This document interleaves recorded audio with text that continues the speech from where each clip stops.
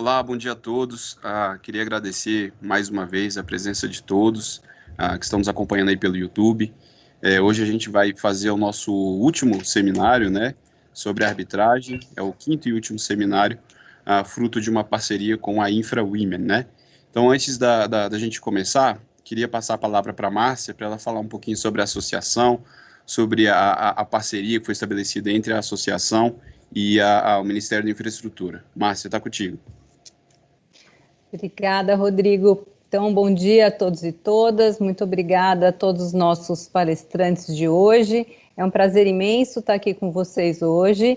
E esse ciclo de seminários, ou seja, hoje já é o quinto, né?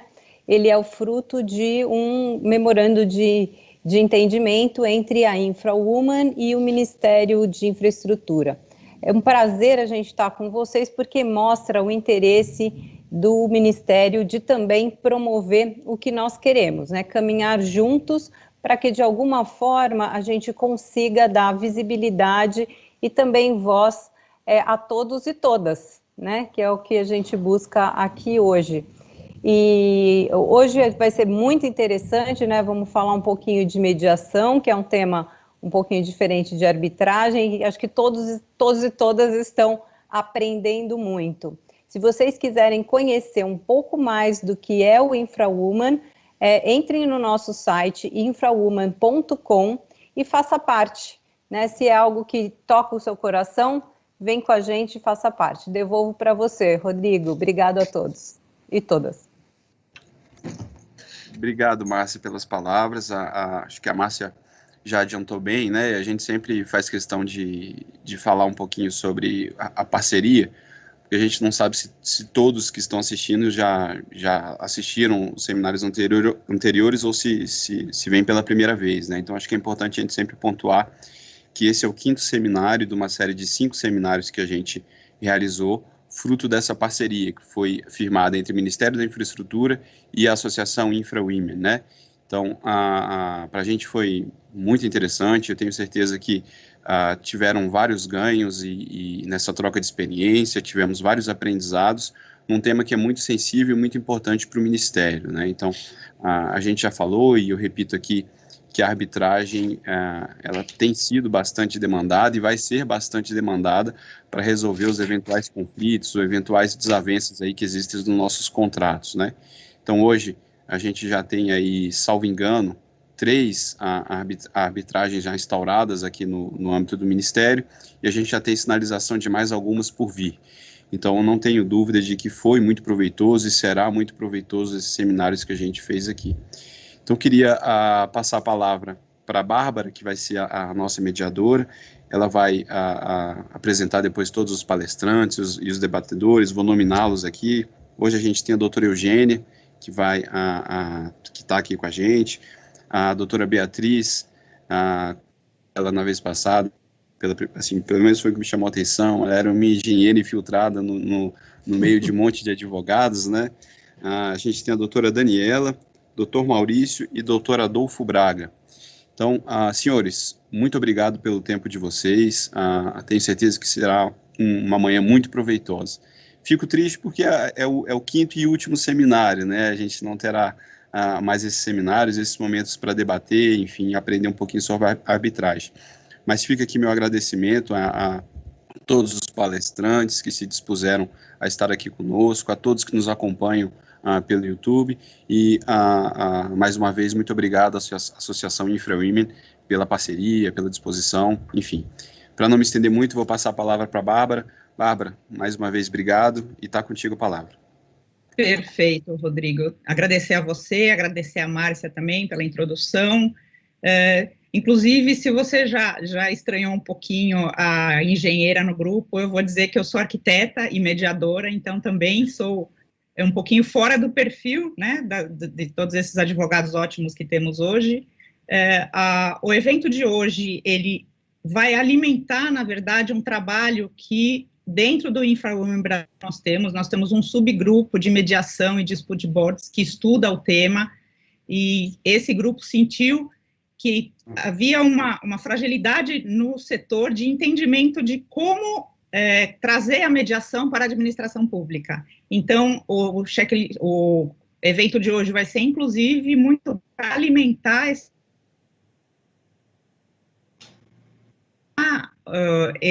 esse trabalho, essa organização desse evento. Na verdade, nós trouxemos agentes com diferentes visões para essa discussão de hoje. Então, para que cada um traga um pouquinho a visão, o seu conhecimento, o seu expertise nesse tema, que a gente possa exatamente alimentar, então, esse checklist.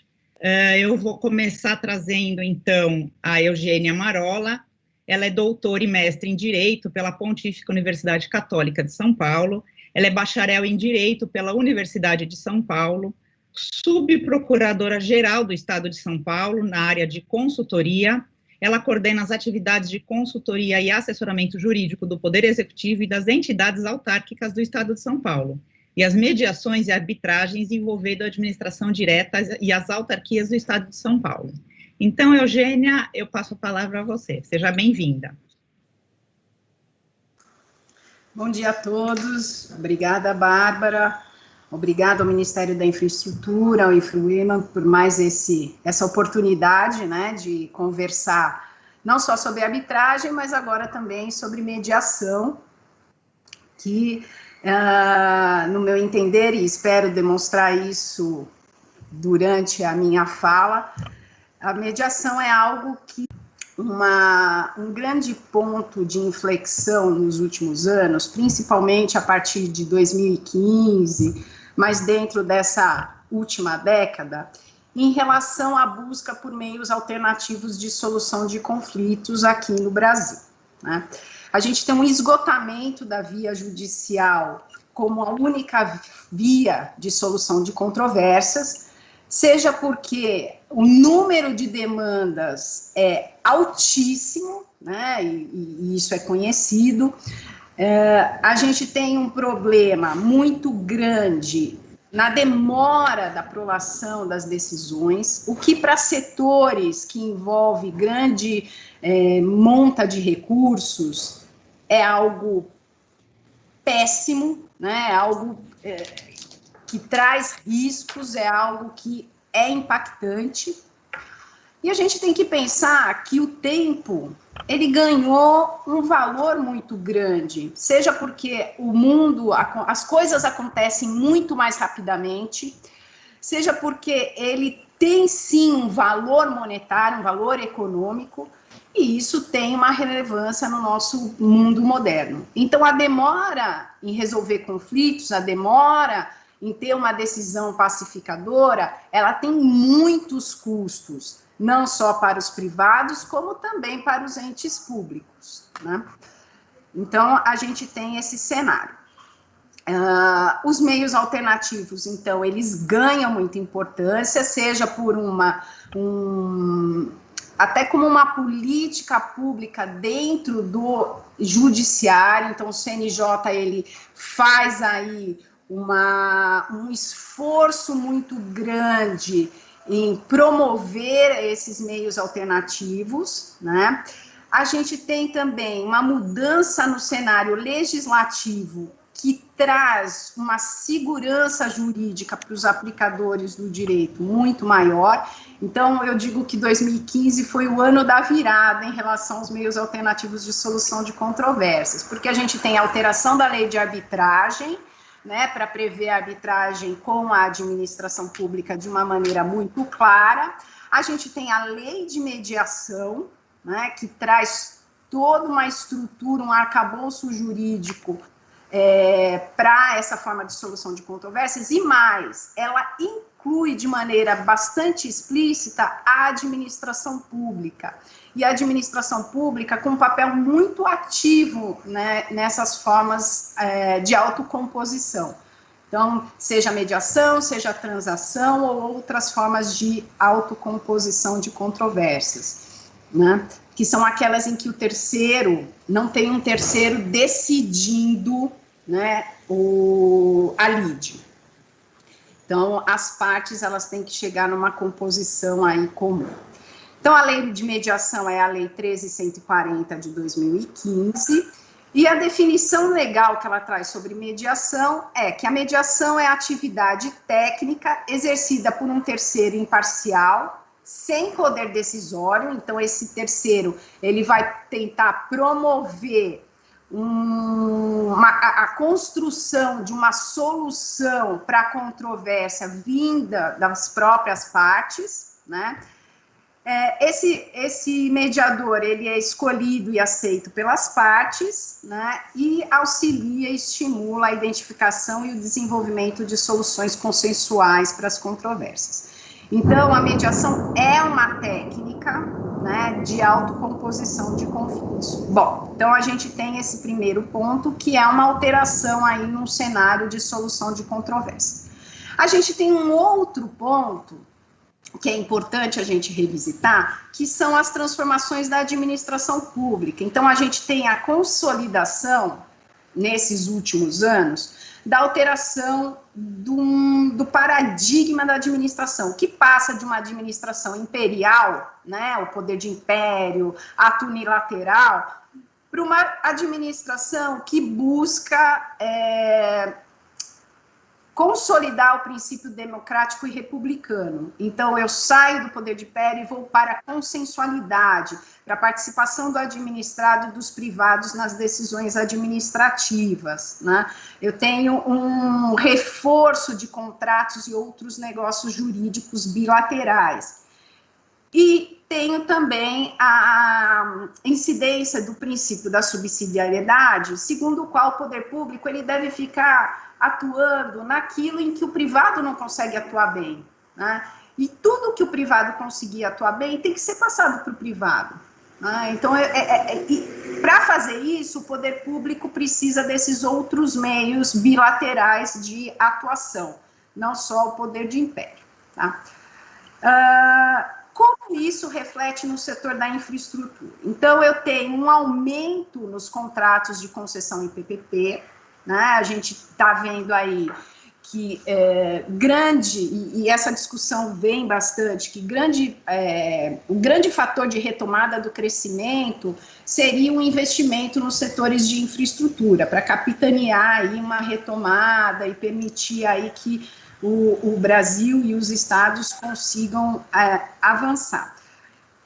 Para fazer isso, eu preciso de dinheiro, preciso de grandes financiamentos, investimento externo, né? Então, o Brasil começa a concorrer por esses recursos no mercado internacional. E o que acaba acontecendo? Investidores, players, eles passam a exigir uma maior segurança jurídica, uma rapidez nas decisões, passam a exigir que esses métodos alternativos de solução de controvérsias sejam inseridos nesses contratos de grande porte, né? Principalmente os de concessão e PPP. Esses contratos, eles também têm a característica de ter uma longa duração e serem contratos incompletos. Portanto, se há uma certeza, é de que conflitos acontecerão, né? Porque, enfim, a situação muda em 30 anos de contrato, as premissas iniciais certamente não se manterão, e as necessidades que vão surgindo ao longo do curso do contrato, elas fazem com que o contrato tenha que se adaptar também. Daí a necessidade das partes terem aí um canal de conversa, um canal de solução de controvérsias que seja bastante rápido, que seja bastante eficiente e que mantenha aí a parceria, né? Porque isso é importante. De repente você vai para solução de conflito e acaba rompendo essa parceria. Então a mediação se insere aí. Os prós da mediação nesses tipos de contrato, então, um deles é a construção de soluções pelas próprias partes, então você tem um incentivo para que essas partes, elas construam melhores soluções, porque são elas que estão entendendo do dia a dia ali do contrato, sabem onde está o ponto, enfim, você tem esse incentivo. A mediação, ela custa menos do que a arbitragem, né? Então, você também tem um incentivo aí de resolver rapidamente as controvérsias com um custo menor e demora menos tempo que o judiciário, com essa perspectiva de manutenção da parceria. Quais são os problemas aí que eu vejo, né? É o grande problema da discricionariedade do administrador versus o controle dos órgãos externos, né? A gente também tem um cenário de desconfiança, mas aí não é em relação ao Instituto da Mediação, enfim, é uma desconfiança em relação aos agentes públicos e a forma como eles fazem ou como se dá negociações ou transações, enfim, como isso se coloca aí no cenário. A gente viu aí Lava Jato, enfim, tem essa desconfiança em relação à negociação quando envolve agentes públicos. A gente também tem problemas em relação ao cumprimento desses acordos ou do enforcement que a administração tenha para participar. Eu, por exemplo, já vi muitos casos em que há previsão de mediação em contratos e a administração simplesmente fala, não, vamos direto ou para arbitragem ou para o judiciário, porque a gente já teve aqui o processo administrativo que tinha que ser discutido, a gente já discutiu, então para que eu vou para mediação? Só para cumprir etapa? Então tem um pouco disso que precisa ser, talvez, trabalhado aí dentro da administração. Por fim, eu acho que a gente precisa colocar quais são os princípios que a lei traz como orientativos da mediação. Então a gente tem a imparcialidade do mediador, que não seria um problema, isonomia entre as partes, que a gente pode ter alguma discussão em relação a contratos administrativos, onde tem uma preponderância da administração em relação ao contratado, mas que no caso da mediação, e por ser um contrato aí bilateral, na mediação, eles têm que ser tratados com isonomia. Oralidade e informalidade, que a gente precisa pensar como vai fazer isso conversar com o princípio da formalidade da administração pública, dos atos administrativos. Autonomia da vontade das partes, que sempre é um problema para o administrador público em razão dos órgãos de controle. Busca do consenso, confidencialidade, né, e como isso conversa com o princípio da publicidade na administração pública, e o princípio da boa-fé. Meu ponto de vista é que todos esses pontos que podem ter algum atrito em relação aos princípios da administração pública ou a forma como a administração pública é obrigada a agir, eles são todos superáveis, né? Não existe uma vedação aí, ou um óbice jurídico à utilização da mediação.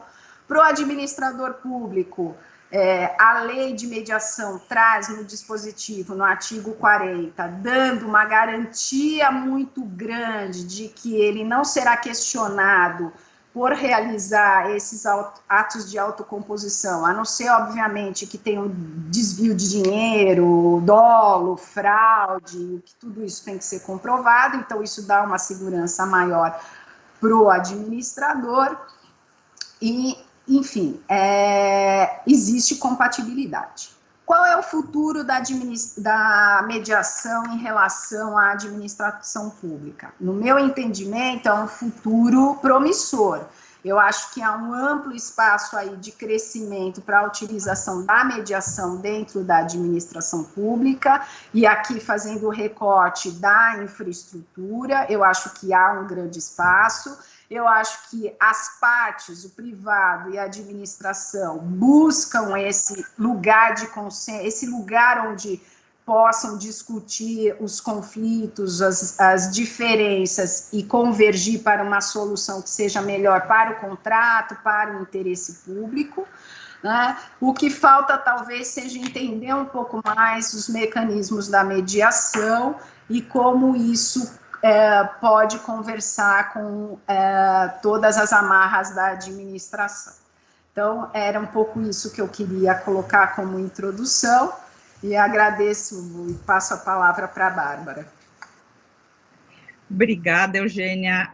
Realmente a mediação ainda é um tema muito pouco conhecido, a gente tem aí um trabalho grande para divulgar essa nova ferramenta, ainda mais a mediação na administração pública.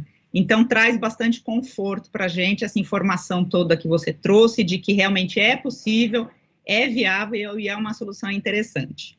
Então, para a gente continuar agora, a gente vai ter a visão de um outro lado disso, que é o setor privado, né? Então, a Beatriz Rosa vai conversar um pouquinho com a gente sobre isso. Ela é engenheira de produção mecânica, ela tem MBA em tecnologia e gestão de geração distribuída e cogeração e especialização em engenharia de defesa. Ela é árbitra, mediadora, perita de engenharia de tribunal arbitral e judicial, assistente técnica de parte e membro de Dispute Board. A Beatriz é sócia da Tarobá Engenharia. Beatriz, seja bem-vinda. O que você traz para a gente hoje? Estão vendo a minha tela, né? Sim. Bom, primeiramente, eu queria dar bom dia a todos e agradecer a InfraWomen Brasil pelo convite para falar para vocês hoje e ao Ministério da Infraestrutura por nos ouvir. É uma honra dividir esse painel com tão ilustres colegas. Eu vou tratar rapidamente de aspectos relevantes a serem considerados na visão da parte privada na relação contratual com a administração pública e, em seguida, falar um pouco da interface da mediação com outros métodos de prevenção e resolução de conflitos. Desculpa, está indo depressa. Nunca é demais observar que a administração pública só pode fazer aquilo que está expresso na lei. E já a empresa privada pode fazer o que não é proibido em lei. Essa diferença tem que estar na mente dos gestores públicos e privados, porque costuma ser a fonte de muitos problemas durante a execução dos contratos. Uma empresa privada pode tomar decisões durante a execução de uma obra ou serviço e imaginar que, ao final, vai poder renegociar toda e qualquer divergência. Mas não é bem assim para a administração pública. Então, a administração pública tem que justificar tudo, o gestor público tem que atender o que está previsto no edital, na proposta e no contrato, não dá para alterar no meio do caminho, as partes não têm liberdade para fazer qualquer tipo de modificação. Por essa razão, a mediação entre uma empresa privada e a administração pública tem características especiais e preocupações específicas a serem observadas por todos. Eu gostaria de compartilhar algumas dessas características e preocupações. O início de uma relação contratual com a administração pública é o edital. No edital, normalmente, já está prevista a cláusula de solução de controvérsias. Em seguida, existe uma proposta que deve atender o edital, sendo que existe na proposta especificidades que surgem na medida que se analisa o edital e na medida das possibilidades dos proponentes. A relação... E, por fim, virá, ao final, um contrato, que é o resultado das negociações da fase de edital e da proposta. A relação contratual entre a empresa privada e a administração pública engloba esses três documentos. E a observação disso e o respeito a esses documentos são fundamentais para a análise da Câmara, do mediador, especialmente de um mediador ad hoc, quando houver, pois a fórmula de solução de controvérsias pode estar especificada em um ou em todos esses documentos, e lembrando ainda que os contratos entre a administração pública e a empresa privada podem ter financiamento externo, e a solução de conflitos pode estar determinada no contrato de financiamento.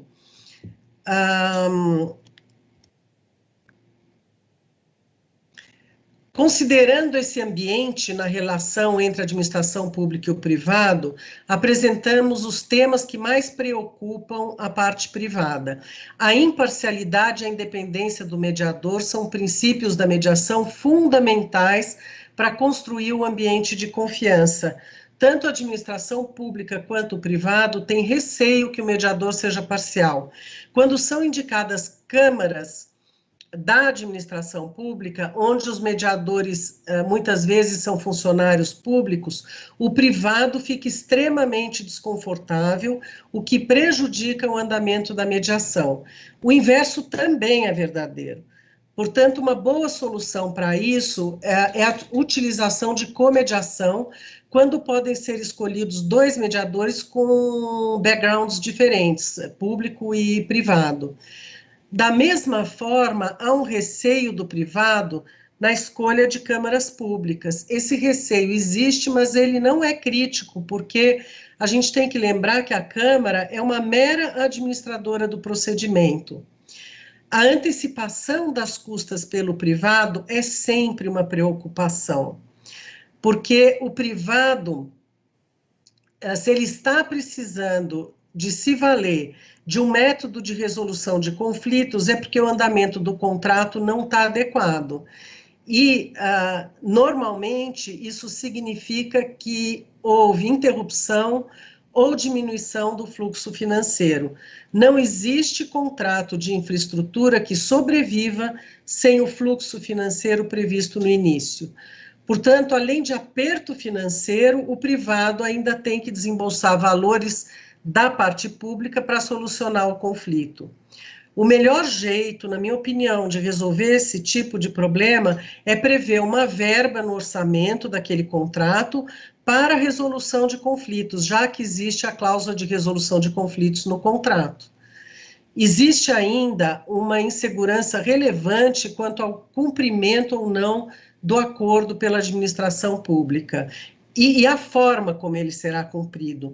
Nessa análise, sempre há discussão se o acordo será pago através de precatório ou não. De qualquer forma, vale a pena lembrar que tanto o gestor público quanto o gestor privado pode escolher iniciar uma mediação da mesma maneira que escolhe permanecer nela ou sair dela no momento que quiser. Vai prevalecer sempre a autonomia da vontade das partes, o que significa que se as negociações não estiverem andando no caminho que se espera, as partes podem encerrar e fazer ou não um acordo. A mediação adversarial de resolução de conflitos que acontece com a ajuda de um terceiro que conduzirá as partes a encontrar uma solução por si só. O mediador não irá decidir por elas. Então, é possível utilizar a mediação para auxiliar a busca pelo consenso durante o andamento de outros procedimentos, classificados como meios adversariais ou pouco adversariais. É comum cláusulas conhecidas como med-arb, em que antes de submeter a controvérsia à arbitragem, as partes são obrigadas a levá-las à mediação. Na prática, o que acontece é que as partes vão solucionando uma porção de questões e somente aquelas que não houve jeito de serem solucionadas serão submetidas ao tribunal arbitral. Hoje, no judiciário, isso também pode acontecer, com a obrigação legal de se submeter à mediação no início do processo. Voltando à arbitragem, é possível acontecer mediação também durante o andamento da arbitragem. A arbitragem é um procedimento que um terceiro irá decidir pelas partes, mas é sabido que as decisões tomadas pelos próprios interessados são sempre mais seguras de serem executadas.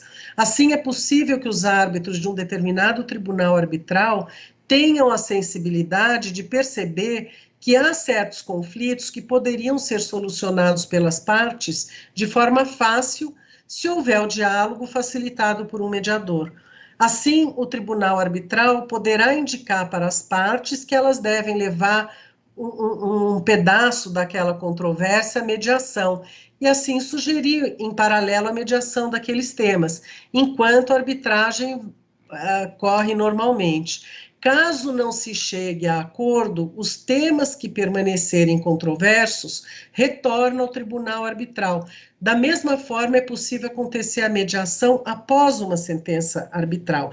Vocês imaginem que as duas partes fiquem insatisfeitas com a decisão do tribunal. Pode acontecer, Por que, então, não tentar chegar a um consenso através da mediação com a ajuda do terceiro?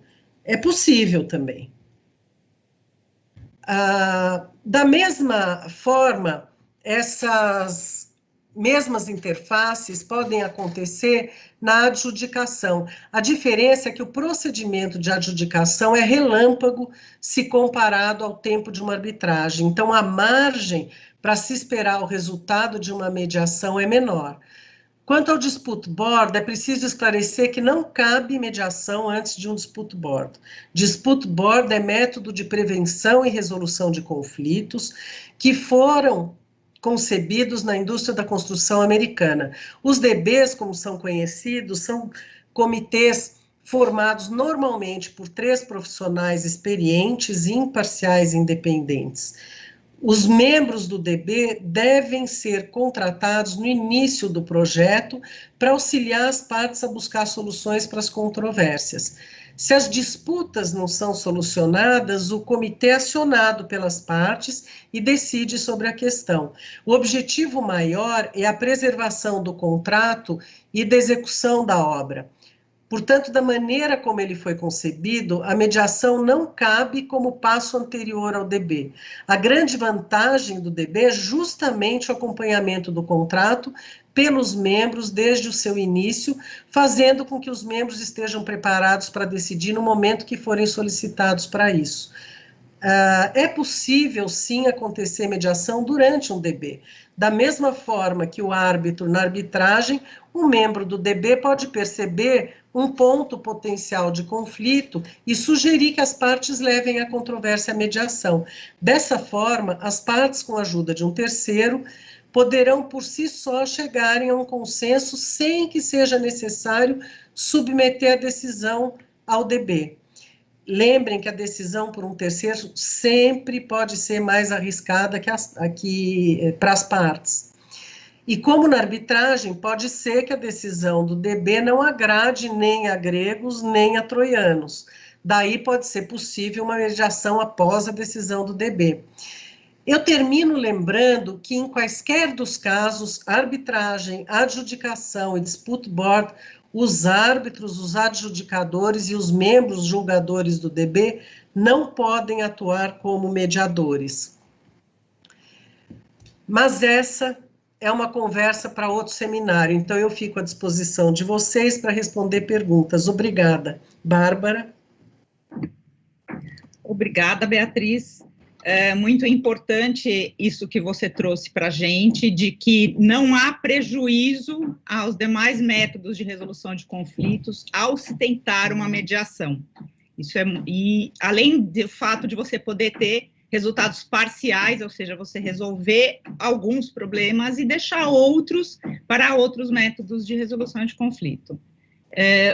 Outra coisa importante que você trouxe é o papel tão importante, tão essencial do mediador dentro desse conflito, ou seja, como ele se comporta, como ele age, e para a gente entender um pouquinho mais, então, esse papel desse mediador, eu vou chamar para conversar com a gente agora a Daniela Gabay.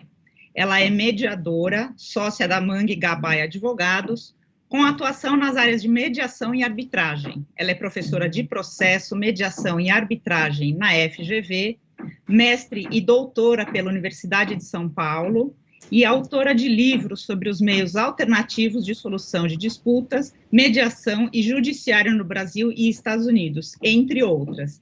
Daniela, conversa com a gente um pouquinho. Obrigada, Bárbara. Um prazer estar aqui com vocês também. Acho que estão vendo a minha tela, né? Sim. Também gostaria de... apresentação, a gente vê melhor. Agora perfeito.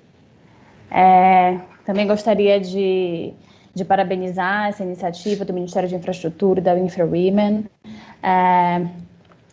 e fazer minhas as palavras também da Bárbara em relação ao nosso grupo, né? Acho que é um evento que tende a contribuir bastante, a alimentar bastante um grupo que pensa num checklist de cuidados na redação da cláusula de mediação e em mediações envolvendo a administração pública. Então, eu vou focar principalmente na redação da cláusula e especificamente na escolha do mediador. É claro que, em termos de de contextualização dessa fala, eu também reforço o que foi colocado inicialmente pela Eugênia em relação ao papel da mediação envolvendo a administração pública, no contexto de boa governança, no contexto de movimento de consensualidade, de desjudicialização, e focando bastante nas vantagens da mediação. Né? Como também a Beatriz colocou, acho que o papel do mediador é extremamente importante como terceiro, é diferente de uma negociação direta, porque há técnicas aplicadas por esse terceiro, porque ele organiza o procedimento de mediação, uma boa agenda, traz ritmo, traz uma série de vantagens que, às vezes, por mais que você não resolva a disputa, ou parte da disputa, você compreende melhor a disputa, você compreende os interesses em jogo. Então, há um ganho indireto muito relevante com a mediação também. E é claro que, nesse contexto de desafios, né, acho que a gente passou um pouco a fase do pode ou não pode a administração pública participar da mediação. Existe um desafio, é claro, no ambiente de autonomia da vontade, como a Eugênia colocou, de pensar concessões, né, no ambiente que envolve a administração pública. Então, uma série de autorizações normativas, né, são necessárias, o gestor público está exposto, né, à lei de responsabilidade fiscal, enfim, a lei de improbidade administrativa, então existe uma exposição ali, mas eu acho que a gente passou, principalmente com os marcos normativos, né, de 2015 aqui também referidos, do pode ou não pode participar para o como fazer. Qual a melhor forma de administração pública participar de procedimentos de mediação? Considerando os princípios, né, em que está inserida, de publicidade, de isonomia, de legalidade. E a gente tem vários contextos que poderia tratar da mediação, e já há uma série de boas práticas também no Brasil em relação à mediação envolvendo o poder público. A gente não vai falar aqui do poder público como grande litigante, que a gente estaria falando mais de uma transação por adesão, pensando, por exemplo, os métodos consensuais no ambiente das execuções fiscais, né, ou de relações previdenciárias, enfim. Também não estamos tratando necessariamente aqui de políticas públicas, onde também há iniciativas muito interessantes de mediação para pensar políticas públicas. Mas a gente está falando especificamente da mediação aplicada em contratos administrativos. E aí, especialmente, quando combinada com outros métodos, como a Beatriz colocou, e especialmente com a arbitragem. Então, contratos de concessão, parceria público-privada, eu faço referência a um levantamento que eu fiz com o Ricardo Yamamoto sobre uma série de contratos administrativos de PPP e também de concessão, tanto na esfera federal como estadual e municipal, para olhar, né, dentro da cláusula, né, do contrato administrativo, essa cláusula de solução de conflitos. Inclusive, esse artigo foi publicado numa obra organizada pelo Maurício Tonin, de mediação e arbitragem na administração pública, e um dos primeiros achados que a gente teve nesse levantamento foi perceber o crescimento da adoção dessa cláusula. Tá? Então, a gente percebe mais presença da cláusula de mediação combinada, especialmente com a arbitragem, na forma de solução de disputas nesses contratos administrativos. Há um movimento grande também de criação de câmaras da administração pública voltadas à mediação, que acho que é um tema que o Maurício vai explorar melhor. Então, o que a gente começa colocando, antes de falar especificamente da escolha do mediador e da cláusula, é que há um ambiente normativo favorável. Tá? Então, onde estamos e para onde vamos no sentido normativo é de um ambiente em que há esse apoio de uma legislação específica, que é a Lei de Mediação, de 2015, e do Código de Processo Civil, que ambos prevendo, né, a participação da mediação em transações por adesão e em mediações especificamente. A lei de mediação também traz alguns parâmetros mínimos, né, em relação à cláusula de mediação. E aí eu começo já a entrar aqui especificamente na perspectiva da cláusula. Toda vez que a gente fala na cláusula, muitas vezes se pergunta, bem, mas é possível ter uma cláusula padrão, uma cláusula modelo para a administração pública? Existe uma perspectiva muito importante também para a mediação e em cada contrato, que não dá para encaixar uma cláusula padrão em todos os contratos. Né? Cada caso depende de certas escolhas, cada contrato traz também elementos que precisam customizar essa cláusula em alguma medida. Então, é difícil a gente trabalhar com uma cláusula modelo e padrão que se encaixa a todos os cenários, mas é possível a gente pensar num checklist de questões que devem ser pensadas quando você está redigindo a cláusula daquele contrato. Né? Então, essa é uma questão que a gente tem avançado no grupo, e a ideia aqui de trazer algumas questões que apareceram nesse nosso debate, especialmente em relação à escolha do mediador. Agora, com uma ressalva, a mediação não depende da existência da cláusula. E um outro levantamento que eu fiz em relação à a escolha da mediação em diversas câmaras, o que se percebeu? É que a maior parte das mediações que se iniciavam em algumas câmaras, ela se iniciava sem a cláusula, tá? Então, isso aconteceu em uma câmara especificamente, mas mesmo nas outras, em que não era a maioria, aqui a gente tem o verde claro de início de procedimentos de mediação institucionais em câmaras privadas, sem necessariamente existir uma cláusula de mediação. Tá? Agora, no caso da administração pública, existem algumas peculiaridades, né? Algumas delas já foram trabalhadas aqui em relação à publicidade, por exemplo, né? Em publicidade em relação ao procedimento, em relação ao termo aditivo que é gerado como resultado dessa mediação.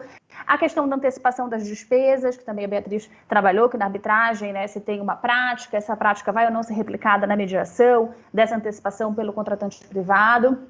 E um cuidado que é extremamente relevante em não se replicar a escolha de outros métodos na mediação. Isso foi algo que eu observei bem presente nessas cláusulas que eu tive a oportunidade de analisar. Então, às vezes, uma indicação na cláusula de que cada parte indica um mediador e os dois mediadores indicam um terceiro mediador, replicando escolhas que são comuns no painel arbitral, em tribunais arbitrais, ou a previsão de que o mediador vai dar um parecer não vinculante, como no caso existem dispute boards, né, ou até um parecer vinculante. Então, uma tentativa de mimetização de outros métodos. Então, é importante ter um cuidado porque a mediação tem características próprias e por isso mesmo a gente pensou em um checklist que traga, né, essas peculiaridades de um método que é o método consensual assistido. A lei de mediação traz alguns parâmetros mínimos, né, são básicos, então prazos para a realização da primeira mediação, quanto tempo dura a mediação. Nesse levantamento que eu fiz em contratos administrativos, a média de tempo foram 60 dias, né, de previsão na cláusula de duração do procedimento. Há também casos que se prevê 30 dias. O mais importante existir uma possibilidade de consenso na prorrogação caso haja avanços naquele procedimento. Existem muitos casos de mediação que terminam em 30 dias. A média de duração nesse levantamento que eu fiz de 2012 a 2017, na prática do que a gente observa, são 2 meses, né, para você ter um procedimento de mediação bem concluído. É claro que depende da complexidade, enfim, das partes envolvidas e tudo mais, mas a média do que se observa nas câmaras é 2 meses, 2 meses e meio. Agora, é importante você ir avaliando os avanços, né? Às vezes, em menos tempo você consegue resolver, às vezes você precisa prorrogar porque justamente você está tendo avanços positivos, então a prorrogação é um sinal positivo ali em relação ao prazo. O local, né, da reunião, isso especialmente nas mediações ad hoc, porque nas mediações institucionais isso já vem estabelecido. Algo que é extremamente importante, que são os critérios de escolha dos mediadores, ou do mediador ou da mediadora, e eu vou falar um pouco para vocês especificamente sobre isso. Penalidades em caso de não comparecimento, então se vai estabelecer que a mediação é mandatória, e aí a obrigatoriedade, é claro, não de se chegar a um acordo, mas de se comparecer à mediação, e uma eventual multa ou cláusula penal por esse não comparecimento. Muitas vezes, quando a mediação é institucional, a indicação do regulamento da Câmara já incorpora uma série dessas escolhas. Mas também uma série de escolhas não são incorporadas pelo regulamento. Uma escolha que normalmente é incorporada pelo regulamento da Câmara é a forma de indicação dos mediadores. A boa prática coloca que se observe a autonomia da vontade nessa escolha. É bem comum a troca de listas, né? Então, listas tríplices para ver se há nomes coincidentes, ou requerente apresentando uma lista, requerido escolhendo um mediador dessa lista, mas sempre observando essa autonomia da vontade. Estabelecer se a mediação vai ser institucional, administrada por uma Câmara ou ad hoc. Publicidade, né? Como vai ser a publicidade, também as câmaras têm trazido resoluções internas sobre essa publicidade do procedimento, quando envolve administração pública. Prazo de duração, que eu comentei aqui também. Será ou não obrigatória? Quando isso não fica claro, muitas vezes acontece o que a Eugênia colocou, né? Você vai direto para o outro método, né? Porque as partes não pactuaram no contrato que elas gostariam de passar necessariamente pela mediação. Porque no momento em que surge a disputa, às vezes uma parte quer e outra não quer, né? Então é importante que esteja claro no momento da contratação se essa é uma fase que se deve necessariamente observar. Quem arcará com os custos e despesas, que é o que a gente comentou também, que em algumas cláusulas eu vi replicar essa escolha da arbitragem, que é essa antecipação ficar a cargo do privado. É claro que os custos da mediação são bem inferiores aos custos de uma arbitragem, por exemplo, de um método adversarial, né, em que há um terceiro que exerce jurisdição, porque o procedimento ele é mais rápido, ele é mais célere, enfim, também tem taxa de administração quando tem uma câmara, também tem honorários do mediador ou da mediadora, mas ele tende a ser um custo bem reduzido em relação aos outros métodos. Outras questões que podem também estar na cláusula: competência para medidas de urgência.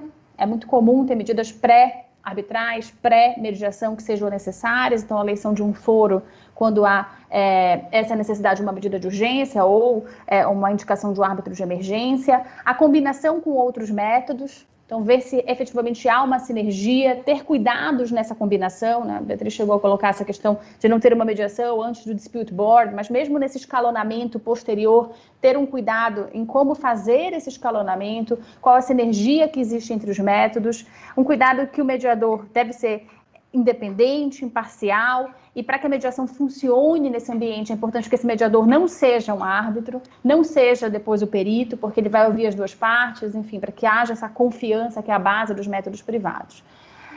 A mediação, depois da arbitragem, de fato tem sido uma prática que a gente tem observado, muitas vezes porque a fase de cumprimento da sentença é uma fase complexa, né?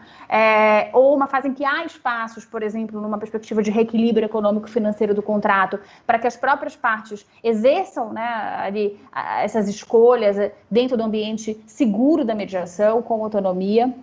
Tá? É claro que quando a mediação é institucional, algumas dessas escolhas que eu falei aqui já vêm inseridas no próprio regulamento. Mas, mais uma vez, muitas dessas escolhas não vêm também. O regulamento não vai colocar qual necessariamente o prazo, se vai ser obrigatório ou não, enfim, uma série de escolhas que precisam ser feitas no ambiente da cláusula.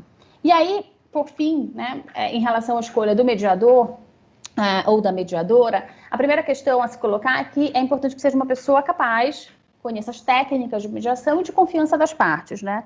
Assim como se fala na arbitragem, a arbitragem é tão boa quanto são bons os árbitros ou árbitras escolhidas, a mesma coisa se coloca aqui na importância de você escolher alguém que esteja efetivamente capacitado, conhecer o perfil do mediador, conhecer o track record em termos de experiência, muitas vezes conversar antes para entender a experiência também na atuação em casos envolvendo a administração pública.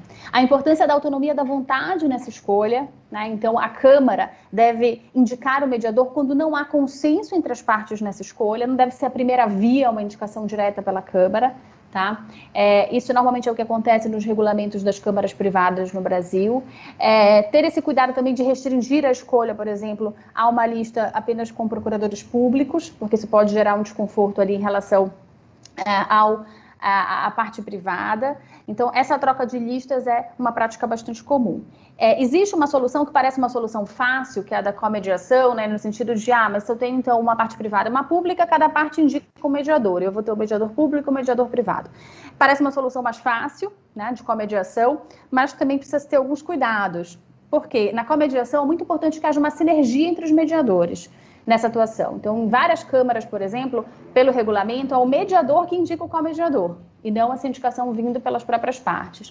Então, ter um cuidado de fato perceber se é necessário uma comediação, muitas vezes por especialidades, por áreas de atuação diferentes dos mediadores, que podem agregar, ainda que não vão solucionar o conflito por uma decisão, mas por conhecer o glossário daquela área, a especialidade, agregar na facilitação do diálogo. De forma que nesse levantamento que eu fiz, assim, o primeiro ponto para se observar tem tido consenso das partes na indicação dos mediadores? No Brasil, é bem comum haver consenso, tá? Então, a indicação não é feita pela Câmara, ela é feita pelas partes, por essas práticas que eu comentei com vocês, troca de listas, ou, eventualmente, uma parte apresentando uma lista, outra parte escolhendo. É uma escolha pela autonomia da vontade consensual, tá?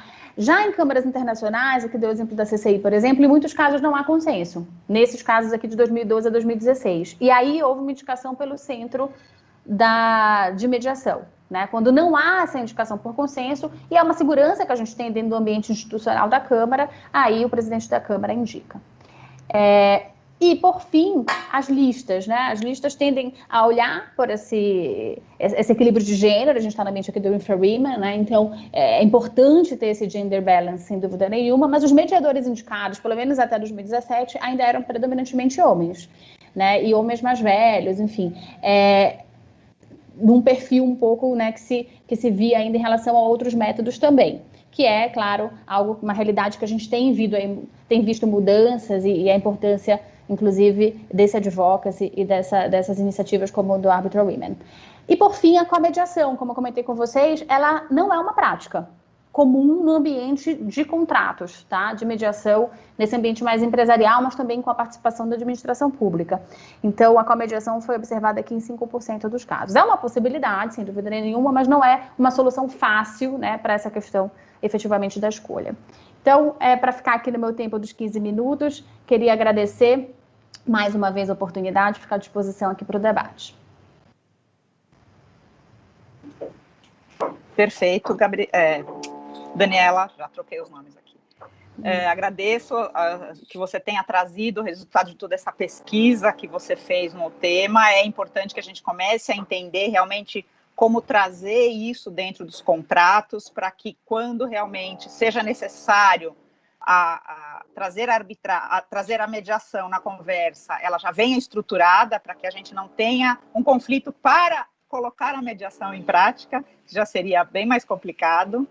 Eu queria aproveitar, inclusive, falar ao público que fiquem à vontade para colocar as perguntas de vocês no chat, que a gente vai ter um momento de resposta de perguntas ao final das apresentações dos palestrantes. E voltando um pouquinho ao tema que a Daniela trouxe, você citou as câmaras públicas, né, de mediação. E elas já são citadas no CPC, né? Então, algumas delas já têm os seus próprios regulamentos, algumas delas já estão organizadas quanto a isso. E para a gente conversar um pouquinho sobre essas câmeras, eu vou apresentar o Maurício Tonin. Ele é bacharel. Alô, me ouvem? Sim. Ah, perfeito. Deixa eu continuar aqui, então. Ele é bacharel, ele é mestre e doutor em Direito Processual Civil pela Universidade de São Paulo. Ele é procurador do município de São Paulo e atua com prevenção e resolução de disputas na PGM São Paulo. Autocomposição, desjudicialização e arbitragem. Ele é autor do livro Arbitragem, Mediação e Outros Métodos de Solução de Conflitos envolvendo o Poder Público, pela Editorial Medina, em 2019. E de artigos publicados em obras coletivas e periódicos. Ele é mediador e advogado. Maurício, seja bem-vindo. A palavra é sua. Obrigado, Bárbara. Bom dia a todos e a todas. Gostaria de inicialmente agradecer pelo convite, poder participar desse evento. Me sinto muito privilegiado de ser um dos homens, inclusive, desse painel, que muito justamente traz essa bandeira, né, do Infra Women, que realmente é muito importante, e eu fiquei numa situação, inclusive, bastante complicada depois de falar depois de 3 mulheres poderosas, né, que já abordaram um tema de uma forma realmente muito profunda e delicada, que foi a Eugênia, né, a Beatriz e agora a Daniela Gabay. Pela nossa divisão anterior, eu fiquei para conversar um pouquinho sobre as câmaras de conciliação e mediação administrativas, né, no âmbito da administração pública. Se vocês forem observar, né, tanto a Eugênia quanto a Beatriz e a Daniela fizeram uma análise muito voltada para o campo das relações contratuais envolvendo a administração pública, né? Mas a gente pode perceber que os conflitos em geral envolvendo o poder público, eles são muito mais amplos também do que apenas em relações contratuais. Eu vou carregar aqui um PowerPoint para a gente poder discutir um pouquinho com base nesses temas que eu falei. Vamos lá, vamos ver se está carregando. Então, se você for ver, a Daniela abordou um pouco isso, né? A administração pública é a maior litigante do Poder Judiciário. E a gente tem uma série de conflitos no âmbito do poder público que atolam, né, o Poder Judiciário. Então, nós temos lá execução fiscal, que foi até um exemplo que a Daniela mencionou. Hoje, pelos 39% dos processos são de execuções fiscais na Justiça. Isso realmente é um problema muito grave que precisa ser analisado pelos operadores do direito. Nós temos também centenas de milhares de ações de servidores públicos nós temos cerca de 5 milhões de servidores públicos no âmbito municipais, 3 milhões de servidores públicos nos âmbitos estaduais e mais de 1 milhão no âmbito do governo federal. Então, são muitos servidores públicos que demandam a justiça e também temos ações de massa envolvendo esses servidores. Nós temos diversos pedidos também de prestações, de pagamentos, como, por exemplo, pedidos previdenciários, né? E o INSS é um dos maiores litigantes da justiça e tem realizado diversos acordos em conciliações judiciais no âmbito do Juizado Especial Federal, os chamados SECONs, os Centros de Conciliação, já vou falar um pouquinho deles. E também as políticas públicas. Diversas questões envolvendo as políticas públicas estão no judiciário. Aliás, é difícil a gente imaginar o que não está no judiciário envolvendo política pública.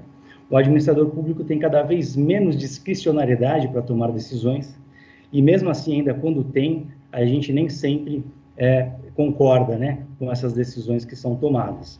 Mas, enfim, é um fato, está judicializado isso. E, por outro lado, além dessas questões de massa, nós temos alguns conflitos que são muito singulares, únicos e específicos, mas que também merecem a nossa atenção do ponto de vista da melhor solução que pode ser dada para esse conflito. Então, exemplo, um conflito entre uma concessionária de serviço de aviação civil, né, que opera um aeroporto. Veja a importância desse contrato, dessa prestação de serviço dessa concessionária. Esses conflitos precisam ser bem resolvidos para que esse serviço público essencial também seja da melhor qualidade. Vejam, esse panorama da litigância, ele não sobrevive a uma análise séria uma análise econômica do processo civil, não sobrevive, né? Hoje em dia a gente tem um custo absurdo para resolver esses conflitos através do processo. Só para dar um exemplo, o Poder Judiciário custou em 2019 100 bilhões de reais, o que representa 1,5% do PIB. Então, não é possível prosseguir dessa maneira, né? Então, o poder público precisa tomar a frente dessa situação e procurar fomentar, investir em novas formas de solução de conflitos, privilegiando os métodos consensuais de solução de conflitos, inclusive a conciliação e a mediação, não apenas, mas também a conciliação e a mediação. Bom, nós temos duas formas aqui de tratar os métodos consensuais de solução de conflitos, tá?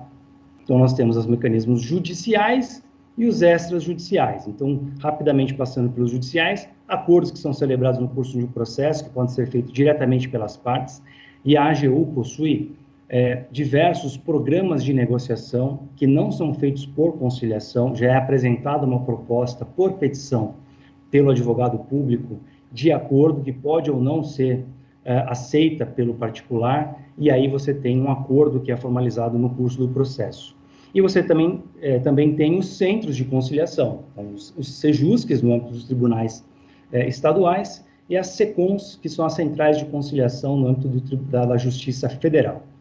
Já no caso extrajudicial, eu vou citar 3 formas aqui comuns. Uma delas é o TAC, o termo de compromisso e ajustamento de conduta, e o compromisso administrativo, uma novidade da LINDB, né, a Lei de Introdução às Normas do Direito Brasileiro, mas esses mecanismos não são formalizados através de conciliação ou mediação, né? Normalmente são realizados por negociação direta entre as partes.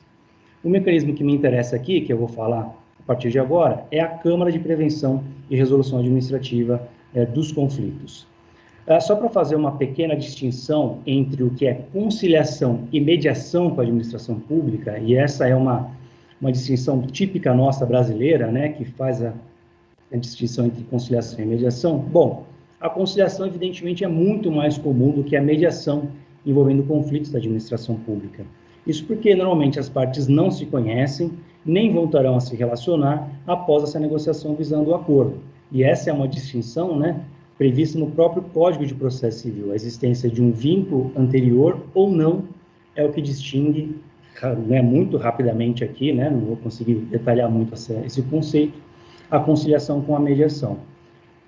Esse conciliador, e a Daniela Gabay já abordou bastante isso, o ideal é que ele seja um conhecedor do direito público, né, porque ele tenha uma maior habilidade com as partes, eventuais soluções para aquela situação. E, se possível, um bom conhecedor também da máquina pública, né? Das mazelas, das burocracias e das dificuldades dentro da administração pública para a solução de conflitos.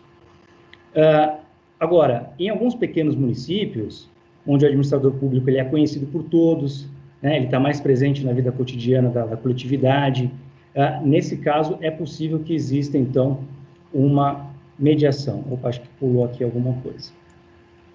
Nesse caso, o uso da mediação será maior e mais aconselhável, porque as partes se conhecem efetivamente, existe um vínculo. E mesmo em municípios maiores, ou em realidades estaduais e federais, quando os players se conhecem e mantêm contato profissional, também a mediação será aconselhável. Eu, por exemplo, já participei de várias reuniões de mediação e de negociação também, com membros do Ministério Público, seja do Ministério Público Estadual, seja do Ministério Público do Trabalho, que as pessoas se repetem, né? Então, a gente acaba conhecendo as pessoas, criando um vínculo com elas e, de certa forma, também isso interfere positiva ou negativamente no curso da negociação. Isso é inevitável. E, às vezes, também, mesmo quando as pessoas não se conhecem, não têm esse vínculo, mas a questão tratada, ela é complexa, envolve direitos fundamentais de coletividades, ou mesmo de uma pessoa ou um grupo específico, e, nesses casos, normalmente são exigidas várias reuniões para que a negociação seja frutífera, também poderá ser recomendável aqui o uso da mediação. Então, eu vou dar aqui alguns exemplos rápidos. Em primeiro lugar, então, conflitos relativos à implementação de políticas públicas, especialmente com o Ministério Público, que eu acabei de mencionar, em uma ação civil pública, por exemplo. Porque se você estiver negociando um TAC, que eu anteriormente, não há mediação, é uma negociação direta do representante público, né, por exemplo, e o membro do Ministério Público. E vejam, normalmente, o membro do Ministério Público é um negociador duro, é um negociador difícil, porque ele tem um poder muito grande, né? Inclusive, possibilidade de ingressar com a ação civil pública, ou até mesmo a ação de improbidade administrativa contra aquele administrador.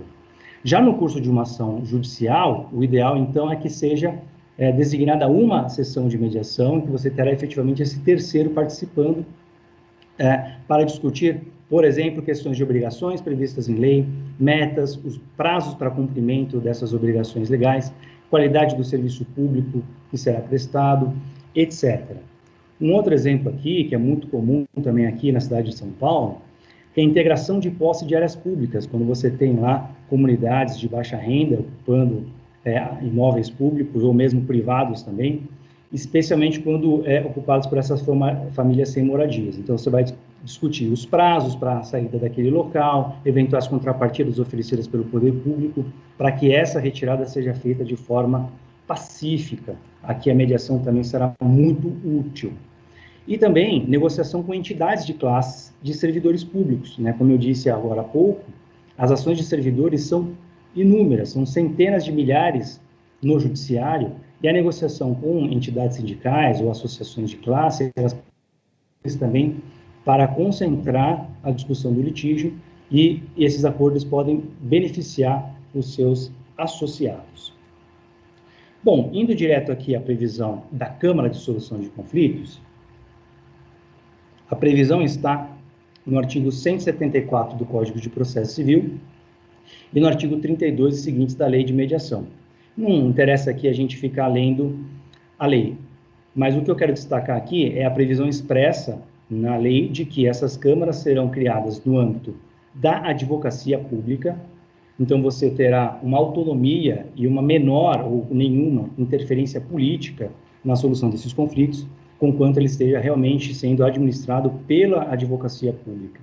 E a previsão legal permite conflitos tanto entre entes da administração pública, então, por exemplo, a administração direta com entidades da administração indireta, empresas estatais, por exemplo, e também há a previsão de conflitos entre particular e pessoa jurídica de direito público.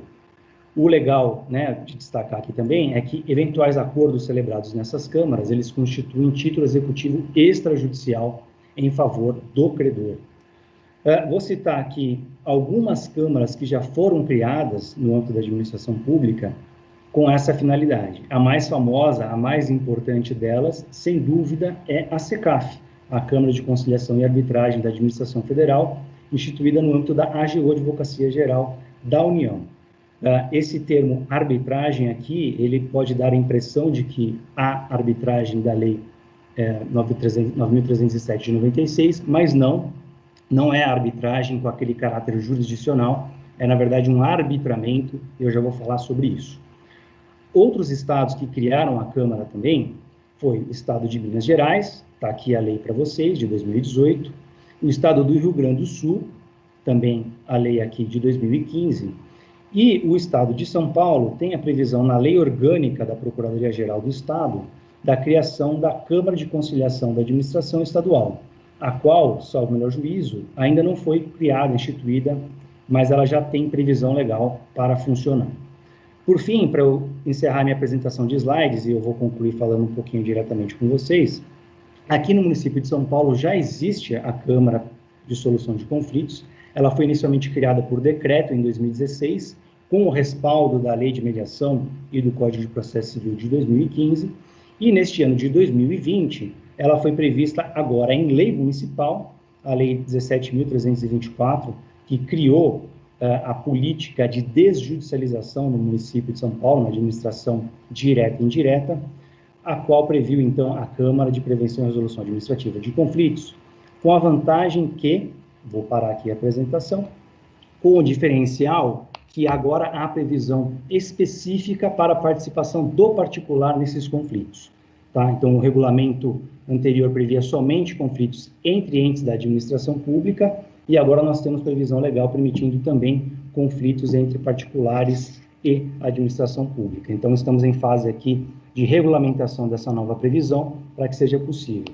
E existem várias vantagens, a meu ver, para o particular tentar a composição no âmbito da mediação extrajudicial. E aí pode ser tanto na Câmara Privada, que o Adolfo vai falar daqui a pouquinho, como também no âmbito da Câmara Pública da Advocacia Pública.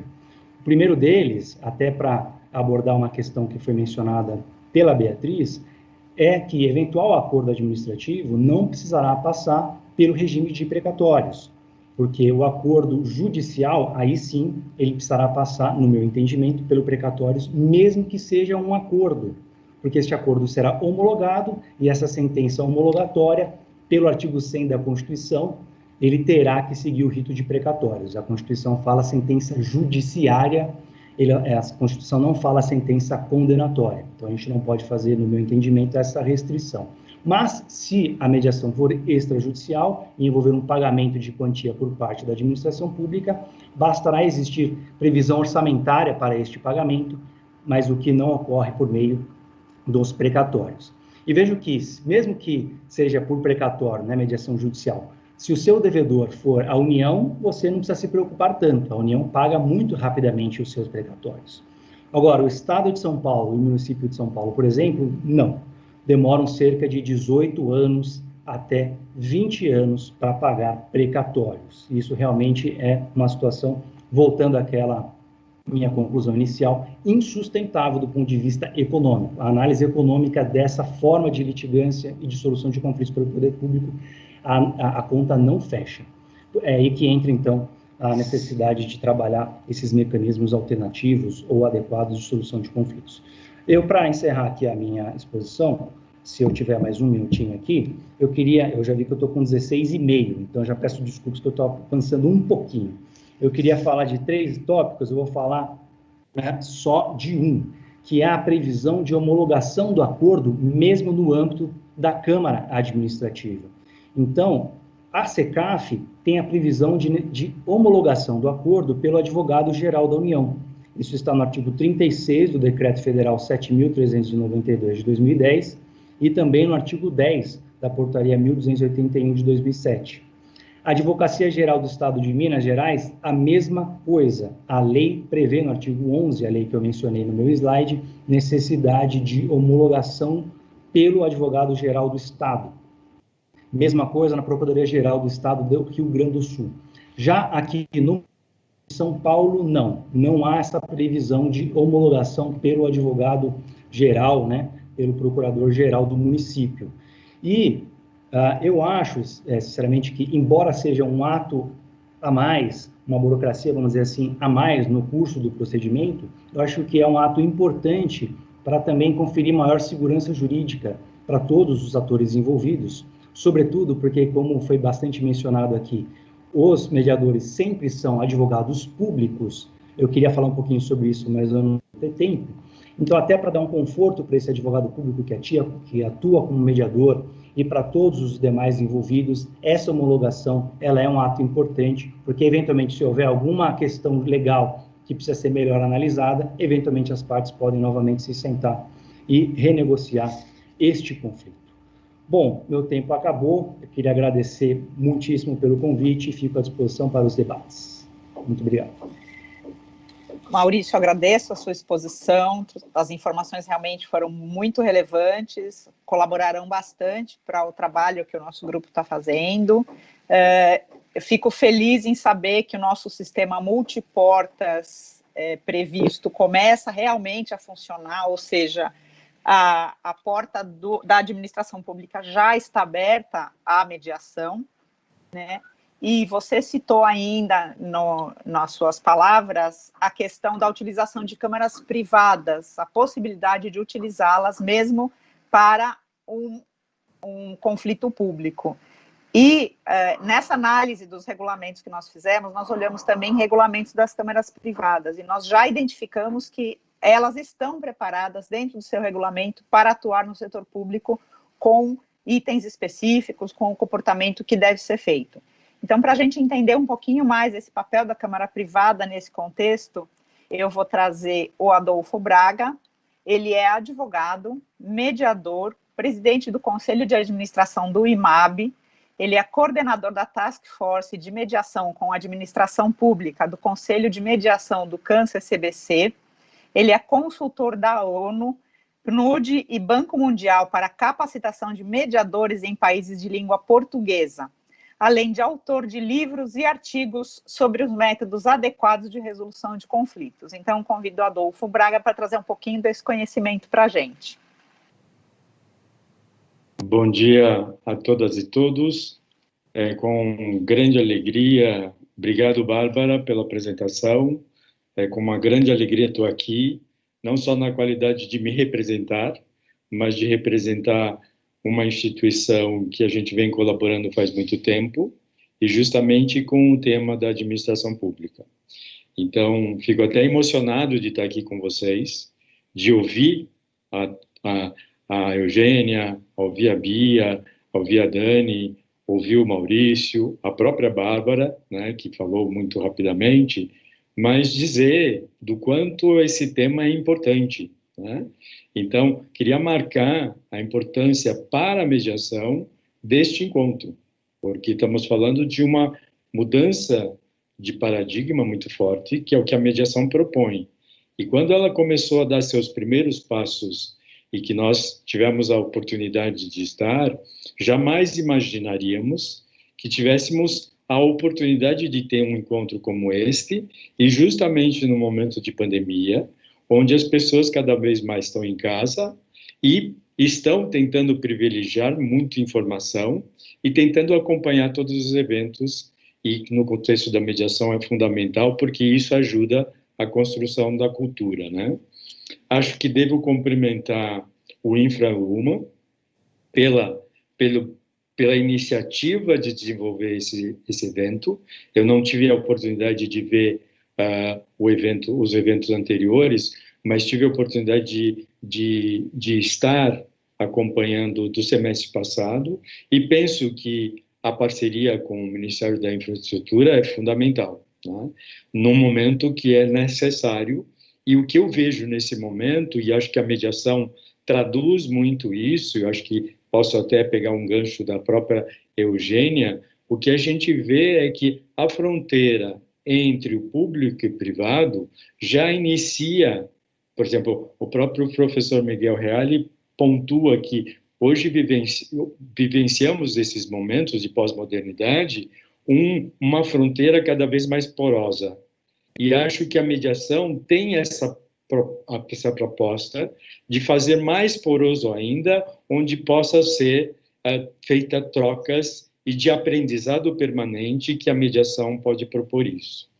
Queria agradecer também a oportunidade que o Câncer CBC me proporcionou de estar aqui, é uma grande honra por hoje nós estarmos trilhando e cada vez mais tentando aperfeiçoar o trabalho da mediação, sobretudo no componente do câncer CBC, e a Task Force vem justamente com este objetivo, um aperfeiçoamento da instituição, primando por oferecer um serviço de qualidade, que é o que a mediação propõe, tentando alcançar um termo que acho que hoje é mais do que adequado se falar, sobretudo no momento em que a saúde toma conta. A mediação não tem contraindicação, não existe. Qualquer tipo é um tratamento, é um encaminhamento, e que aí vem a barreira que a Eugênia comentou. Muitas empresas, sobretudo na área pública, por desconhecimento, isso eu já faço, isso eu já tenho. Não tem ideia do que a mediação pode proporcionar e o caminho que ela pode oferecer. E por isso que eu digo, ela não tem contraindicação, sobretudo ao pensar que ela pode ser interrompida a qualquer tempo, né? Então, nesse aspecto, acho que é muito oportuno se falar o que é uma instituição do porte do câncer CBC, e aí, mais uma vez, agradeço, sobretudo, terem me delegado esse convite, e sobretudo pela Eleonora, nossa presidente do Conselho do Câncer CBC. Eu vou tomar a liberdade de pedir para o João, eu vou compartilhar alguns slides que são da instituição, que prima justamente desde o início, acho que seja a instituição mais antiga em termos de serviços de arbitragem no Brasil, e acho que podemos dizer também de serviços de mediação, porque muito antes da lei, ela já incluía a metodologia da mediação como oferecimento do serviço, né? Isso, quando ela já foi criada, ela não tinha um porte como tem hoje, né? Com uma visibilidade que ela tem hoje. Obrigado, João.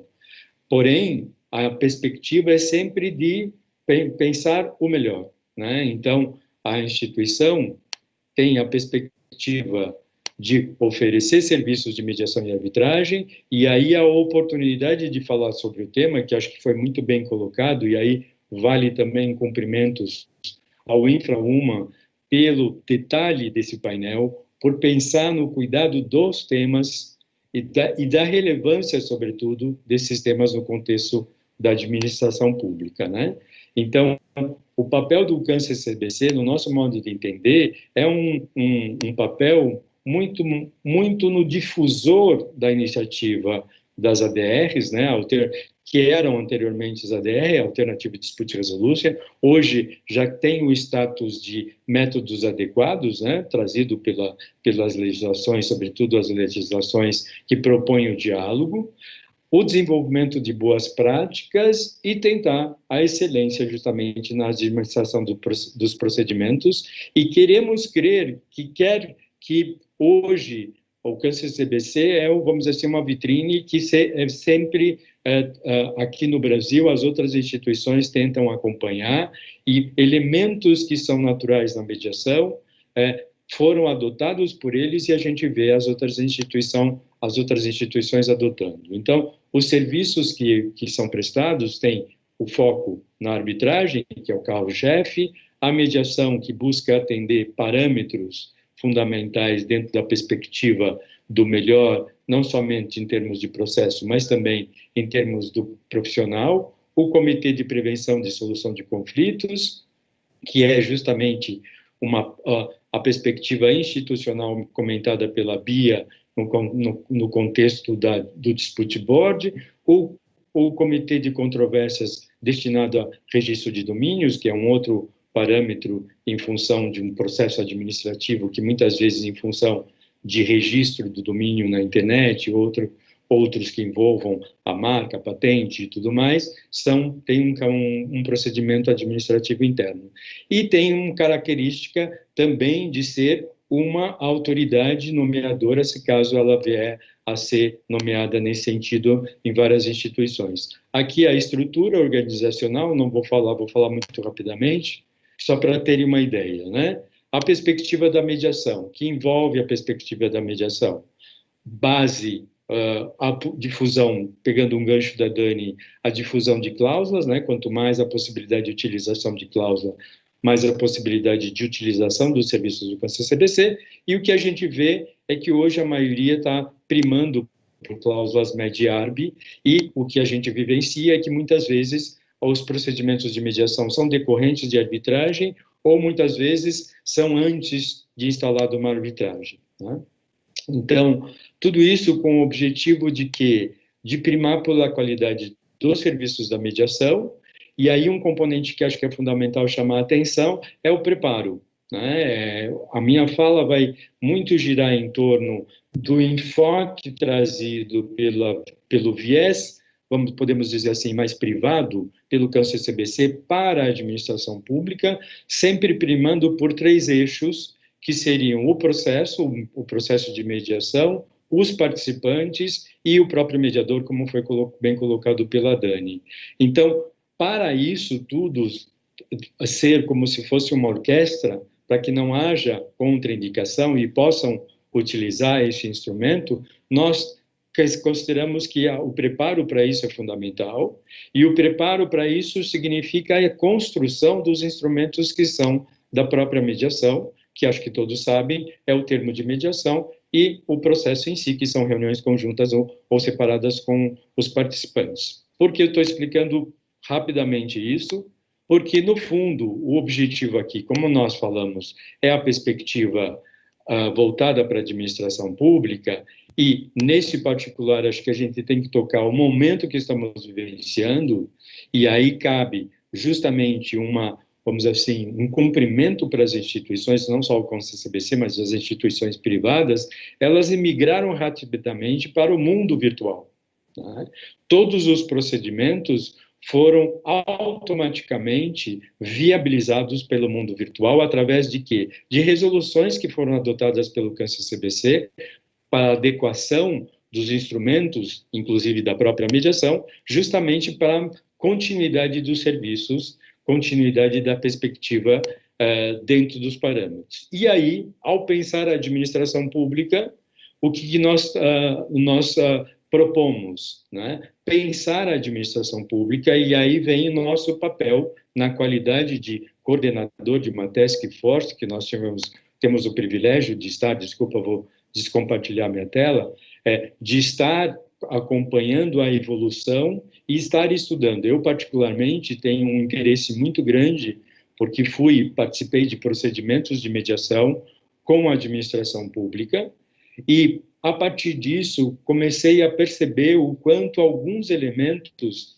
acabavam sendo um entrave. E eu sempre cito um caso que, para mim, foi bem paradigmático, que acabei sendo nomeado mediador não pela empresa pública. Eu estou me referindo muito, e quando falamos da administração pública, que eu acho que, como o Maurício tocou, estamos falando de um universo muito grande, e eu tomo a liberdade sempre de sistematizar. O que eu chamo essa sistematização? Uma coisa é a mediação feita na administração pública, que acho que a referência é a SECAF, mencionada pelo Maurício. Outra coisa é com a administração pública, é onde vem a fala da Beatriz, vem a fala da Eugênia e vem a fala, eventualmente, da Daniela.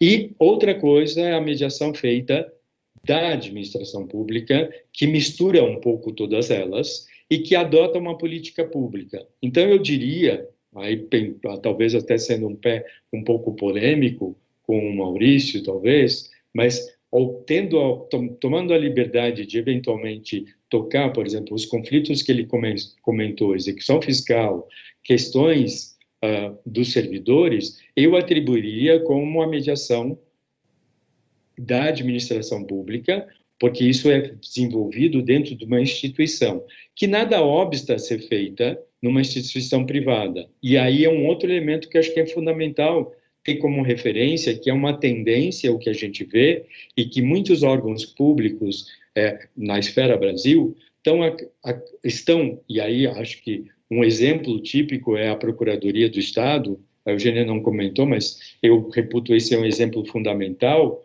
porque a partir do momento que não tem uma Câmara, ou que envolva a mediação com a administração pública, público e privado, talvez o credenciamento de câmaras que atendam um perfil que é requisito mínimo, seja o mais adequado. E nesse aspecto, eu acho que a própria Prefeitura de São Paulo também adotou. Então, esses são parâmetros que são fundamentais quando tocamos em questões que envolvam eminentemente questões contratuais, questões econômicas de um contrato e que, eventualmente, precisam de um tratamento que, muitas vezes, e pegando o gancho do que a Dani falou, muitas vezes um agente público, ou um funcionário, ou que conheça efetivamente o órgão público, o seu funcionamento, muitas vezes não tem a necessária imparcialidade e não dê a segurança, como colocou a Bia. Então, são questões muito amplas que penso que daqui para frente o que vai acontecer é um aperfeiçoamento, e acho que o que a gente está vivenciando nesse momento é uma evolução e cada vez mais rápida, cada vez mais instantânea e, sobretudo, com um apoio muito forte da tecnologia e que promove a perspectiva da construção desse novo paradigma. E esse novo paradigma, no nosso modo de entender, tem tudo a ver com a mediação, que pode contribuir muito. Eugênia sabe muito bem, acho que Maurício também, e isso a gente vem, e a Bia também, pelo fato de participar da Task Force no Câncer CBC, o esforço que nós temos feito justamente para esclarecer, sobretudo, a perspectiva dos agentes de controle. Porque esse é um outro entrave que foi mencionado pela Eugênia, que deve ser pensado justamente no momento em que eu vou avaliar a utilização ou não da mediação. Então, tudo isso é uma complexidade muito grande, que leva a uma postura de se estudar e analisar, e, mais uma vez, a importância de discutir esse tema, de estar aqui com vocês, parabenizar pela iniciativa e lembrar que, nessa perspectiva, a mediação é um convite para o diálogo. E este é um carro que eu acho que é fundamental você ter como referência. E esse convite para o diálogo, ele tem elementos muito mais, com um custo muito mais acessíveis, muitas vezes ele não tem custo, e muitas vezes ele pode promover a possibilidade de uma abertura para essa conversa. E aí talvez, um ponto que talvez as câmaras privadas tenham, talvez, uma vantagem com relação às câmaras públicas, é o preparo que elas têm. Então, hoje, ao se pensar no contexto público, o que a gente tem desenvolvido é a possibilidade, a iniciativa privada está à disposição do poder público, está à disposição do que for necessário para contribuir com um expertise que já adquiriu ao longo da prática. E aí quero lembrar uma amiga que está à frente da SECAF, a Kaline, que é muito interessante quando ela fala, quando eu olho a perspectiva da mediação, eu vejo que, quando falamos da iniciativa privada, nós estamos vendo profissionais da selva.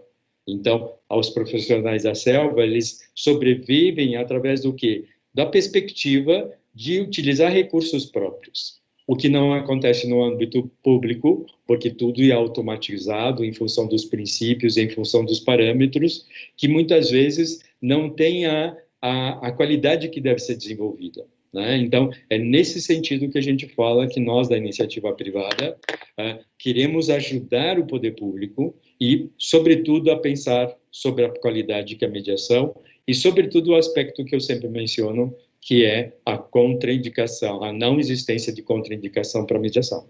Obrigado, gente, pela oportunidade. Não sei se passei do tempo, nem olhei, desculpem, mas um prazer estar aqui com vocês. E eu gostaria até mais de ouvi-los do que estar falando.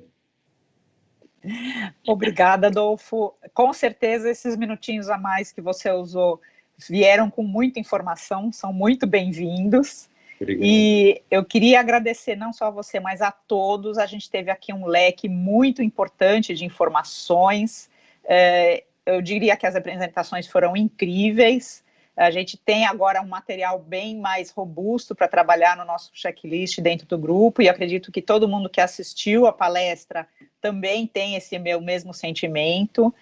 Eu queria voltar a passar a palavra um pouquinho para cada um de vocês, mas aí eu já vou colocar no meio dessa palavra, que vocês tragam um pouquinho para a gente uma pergunta que a gente recebeu do público que eu achei muito relevante.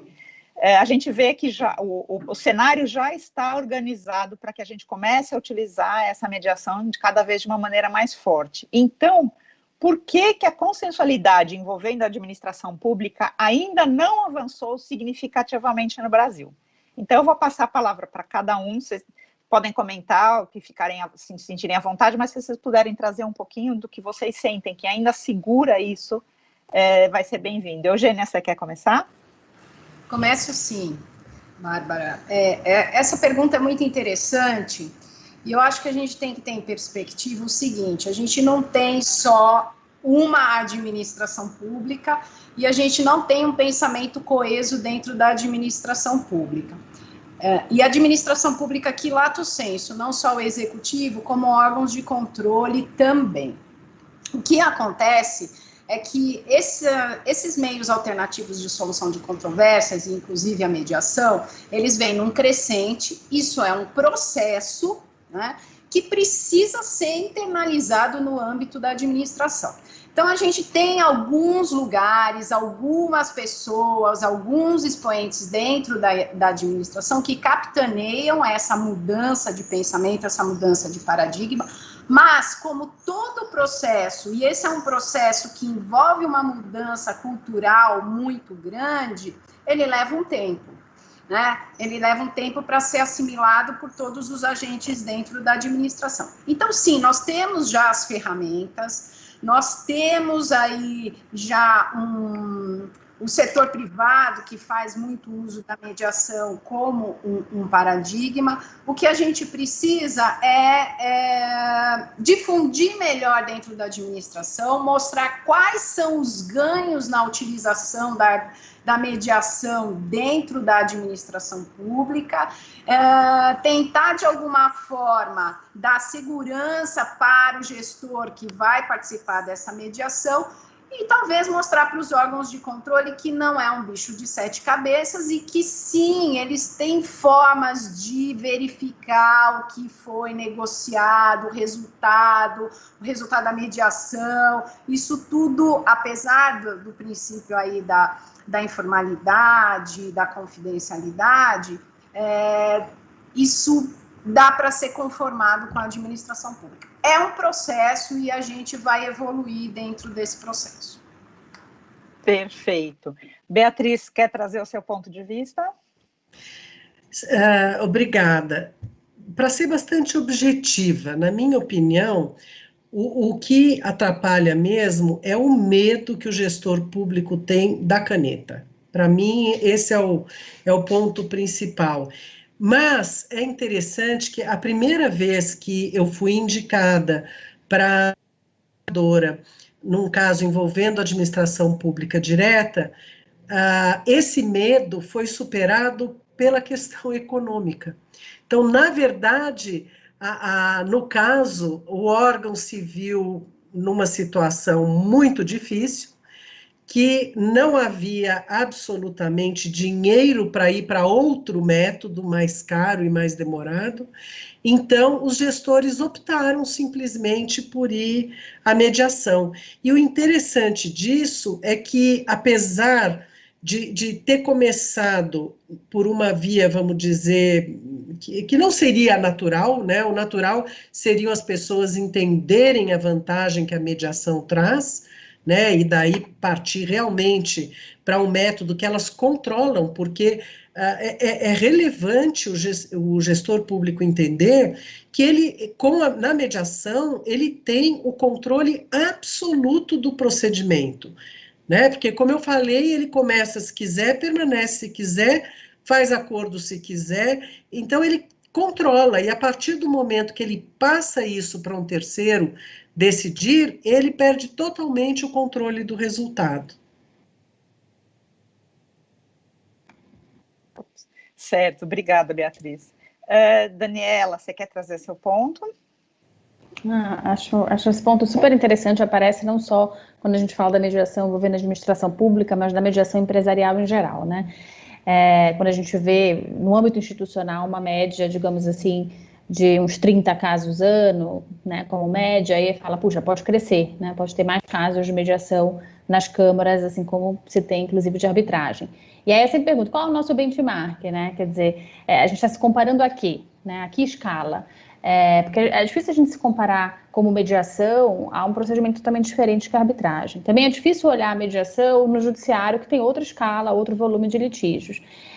Então, acho que aos poucos se vai construindo boas práticas. Eu concordo que a questão da mudança de cultura não é de um dia para a noite e também não é mudada pela lei, né? Porque às vezes também a gente tinha essa expectativa, né? A lei de 2015 vai gerar esse aumento, né, enorme. A mesma expectativa em relação à pandemia, né? Porque quando a gente fala de uma pandemia não esperada, né? O quanto você precisa renegociar os seus contratos e, enfim, o quanto a mediação tem um espaço ali propício também. Então, acho que são janelas, são oportunidades, mas o motor dessa mudança são as práticas. Então, compartilhar boas experiências, essas experiências já existem de mediação envolvendo administração pública, de mediação na área empresarial, múltiplos tipos de contratos. Então, compartilhar boas experiências e convidar a essa experimentação, acho que é o grande motor aí para ter essa mudança, né, no dia a dia, enfim, nesse compartilhamento de boas práticas. Perfeito. Maurício, você quer trazer sua experiência quanto a isso? Sim, não, rapidamente, essa questão ela é muito interessante, né? Por que, enfim, a consensualidade não avança se a gente tem um arcabouço legal hoje já tão forte e contundente nesse sentido, né? Eu posso pontuar alguns fatores aqui que me vêm à cabeça. O primeiro deles é o fator precatório. Por que eu, administrador público, vou fazer um acordo para pagar um valor X agora, se eu posso aguardar o curso do processo judicial com a expedição do precatório, que no final das contas só vai ser pago nas próximas gestões, se eu preciso desse dinheiro X agora para outras finalidades. Então, o fator precatório, ele existe, ele é real. Segunda questão que eu levanto é, a Fazenda Pública, ela não paga custas processuais. Então, litigar na justiça é muito barato para o poder público, né? É claro que com a mudança do CPC, agora isso tem que ser repensado, porque honorários advocatícios, pela lei, em regra, de 10% a 20%, tá certo? Seguindo aquele escalonamento. Então, não é mais tão barato assim, mas existe ainda essa ideia. Terceiro, existe uma inércia tradicional do poder público, combinado com uma aversão a inovações. Na minha experiência, que eu estou já há mais de 10 anos trabalhando no poder público, existe o princípio do, mas nunca foi assim. O legislador constituinte esqueceu de escrever no artigo 37, junto com a legalidade, publicidade, o princípio do, mas sempre foi assim, porque a aversão a ideias novas e formas novas de trabalhar é muito grande, é uma questão cultural. Rapidamente, para fechar isso, existe também aquela ideia da indisponibilidade do interesse público, e isso é utilizado como um escudo para evitar acordos e participação até em arbitragens, né, ainda existe um pouco isso. E, por fim, o controle externo e interno também, mas especialmente por tribunais de contas, Ministério Público, que nem sempre, né, concordam com aquela decisão, e por isso que é muito importante que haja uma procedimentalização, que a regra seja clara, e que tudo seja feito seguindo a publicidade, a motivação dos atos administrativos, uma análise prévia da vantajosidade e viabilidade jurídica, etc. Eu acho que esses são os entraves, o difícil é a gente conseguir superá-los. Perfeito. Adolfo, como é que você vê essa posição? Você está sem... Adolfo, você está sem som. Perdão, desculpa. Perfeito. Eu não sei se estou, porque eu vejo que estamos avançando, né? Então, eu não sou muito favorável a não estar avançando. Eu acho que a prova disso é aqui, ok? Nós temos o Maurício aqui, que tem uma tese de doutorado. Nós temos a Eugênia, que também tem uma tese de mestrado ou doutorado. Desculpa, não lembro direito, Eugênia. Perdão a falha. Nós temos a Dani, da iniciativa privada, que vem estudando e vem trabalhando nesse sentido. Eu acho que isto é mudar um paradigma, né? E para mim, por exemplo, eu vou tomar um exemplo que para mim é um exemplo típico e não quero trazer um olhar bairrista, não é isto, né? Eu olho a Procuradoria-Geral do Estado como olho a Prefeitura pela mão com a iniciativa do Maurício, como são inovadores, tá? Por exemplo, a prefeitura é uma, não sei se é a única, depois o Maurício me corrija, é a única que tem uma lei de desjudicialização, tá? Então, não considero que isso seja não seja um avanço. Acho que é um grande avanço em termos do nosso ordenamento jurídico. Ao mesmo tempo, a Procuradoria-Geral do Estado, hoje mesmo, eles têm uma aula de um curso de pós na escola da Procuradoria, e que tive a oportunidade de estar, o Maurício também esteve, acho que a Eugênia também, no qual os procuradores do Estado estão estudando o tema, com encontros semanais com professores da iniciativa privada e professores da área pública, justamente se debruçando o tema, porque cada vez mais isso é de interesse. Por que eu acho que é importante mencionar? Porque acho que nós estamos evoluindo bastante, e como foi colocado aqui, isso não é da noite para o dia, como a Dani comentou, isso se constrói. Então, o cenário jurídico, o cenário normativo, que é um elemento fundamental para essa área, que é o princípio da legalidade, está. Aí a questão de construção vai ser feito, e não pode ser feito da noite para o dia, tem que ser pensado. Então, por exemplo, uma coisa que eu sempre cito, e para mim é um grande paradigma, e como seguidor da professora Selma Lemes, que foi uma desbravadora, autora da primeira lei de arbitragem, né, que mudou a cara da arbitragem no Brasil, eu tive o privilégio de acompanhá-la em seminários e eventos, e um deles nós estávamos em Angola. E aí foi perguntado para ela, porque aí o Brasil já chamava a atenção, isso estou falando 2011, 2014, o Brasil já chamava a atenção por ser um case no contexto da arbitragem. E aí perguntava o que é necessário para um país evoluir em termos de arbitragem. E aí ela falou, uma legislação adequada, que é o que temos, uma doutrina que aprofunde o conhecimento, que começa a existir. Por exemplo, é impressionante, eu tive o privilégio de estar na Rede Nacional de Autocomposição da Administração Pública, e os procuradores dos estados estão se reunindo num ambiente totalmente informal, que tem tudo a ver com a mediação, tá? E estão discutindo e aprofundando a informação e estudando a mediação. E hoje eles começam a construir cultura, artigos, doutrina, como o próprio Maurício, como a própria Eugênia. Então, estamos falando de uma evolução no nosso modo de entender. E que a perspectiva da prática de casos, e aí vem a minha preocupação de sistematizar, vai ser aprofundada e vai ser aprimorada a partir dos casos e dos conflitos e dos participantes do processo. Não sei se me exaltei e exagerei no tempo com essa minha resposta, mas é tudo me... Não, foi perfeita a sua visão otimista do tema. Eu acho que isso só apoia realmente o uso da mediação. A gente tem ainda 10 minutinhos para conversar, então eu vou trazer mais uma pergunta do público, e aí cada um fica à vontade para trazer a sua resposta. Acho que a gente pode ser um pouco mais descontraído do que seguir realmente a linha agora. Então, chegou uma pergunta aqui que realmente mostra um pouquinho ainda a insegurança, né, na utilização da ferramenta, que seria quais são os limites do controle externo realizado por Tribunal de Contas ou Ministério Público na análise do acordo realizado em mediação com a administração pública. Quem quer trazer a resposta para o nosso público? Eu posso começar arriscando aqui. Vamos lá. Bárbara. Eu até estou me lembrando que no começo do ano, em fevereiro, antes da pandemia e desse caos todo, houve um evento organizado pela Escola da AGU aqui em São Paulo sobre arbitragem com a administração pública. E eu tive a oportunidade de ser o moderador de um dos painéis, que estava o ministro Bruno Dantas, do TCU. E eu fiz justamente essa pergunta para ele, mas direcionada para arbitragem, né? Não direcionada para mediação.